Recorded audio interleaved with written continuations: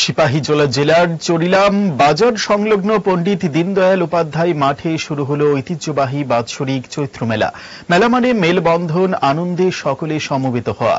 এই মেলার উদ্বোধন করলেন চরিলাম ব্লক সমিতির চেয়ারপারসন খেলা ভৌমিক। মেলায় প্রধান অতিথি হিসেবে ছিলেন সিপাহীজলা জেলা শাসক ও সমাহর্তা সিদ্ধার্থ শিব জয়সওয়াল। প্রদীপ জ্বালিয়ে এই মেলার সূচনা হলো। এই বাৎসরিক ঐতিহ্যবাহী চৈত্র মেলায় উপস্থিত ছিলেন চরিলাম বিজেপির নিযুক্ত মন্ডল সভাপতি তাপস দাস সহ অন্যান্যরা। বলেছেন যে মেলাতে আমাদের একটা আবেগ জড়িয়ে আছে।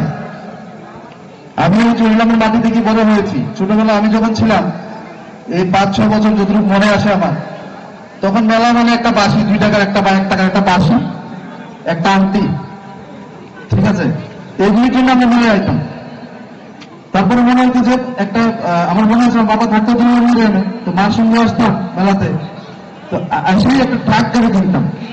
প্রথমে আসলে একটা ট্রাক গাড়ি, কাঠের ট্রাক, 15-20 টাকার একটা ট্রাক, তখন 20 টাকা অনেক দাম। ট্রাক গাড়ি, একটা আংটি 2 টাকা, একটা বাঁশি 2 টাকা। এবার এই ট্রাকটা নিয়ে চালাতে যেতাম, রশি ব্যাংক মেলাইতাম মেলাতই। তো রাস্তা দিয়ে চালাতে যেতাম, বাঁশি ফোয়াইতে ফোয়াইতে, আর আঙ্গুলা থাকতো আংটি, আর ঘড়ি, চশমা।